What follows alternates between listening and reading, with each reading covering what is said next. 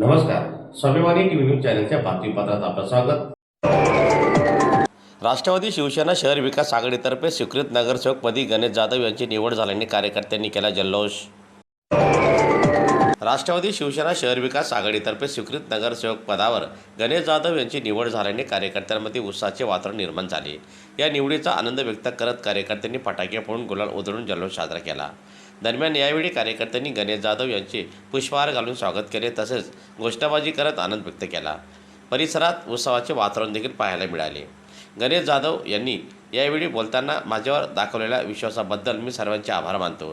शहराच्या विकासासाठी प्रामाणिकपणे काम करणार असून सर्वसामान्यांच्या समस्या सोडविण्यास प्राधान्य देईल असे आश्वासन त्यांनी दिले।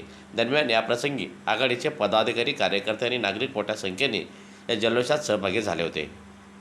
आणि आमच्या सुमित्राताई पवार राष्ट्रवादी पक्ष आणि शिवसेना गट शिंदे गटातून आज मला जी स्वीकृत नगरसेवक पदाची जी आज त्यांनी मला मान दिलेला आहे आणि मला त्यांनी आज सगळ्यांनी निवडून दिलेलं आहे स्वीकृतपणे, तर मी आज सगळ्या धुळेकर जनतेचा सभागृहामध्ये काही असेल अन्यायाविरुद्ध लढा देईल आणि त्यांना नक्कीच मी बीजेपीची जरी सत्ता असली तरी मी धुळेसाठी कायम विकासासाठी पालिकेमध्ये लढा देत राहील।